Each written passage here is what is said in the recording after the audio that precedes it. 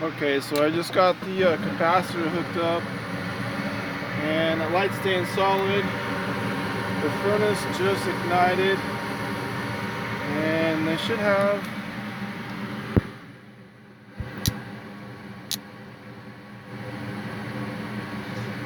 that motor in there blowing.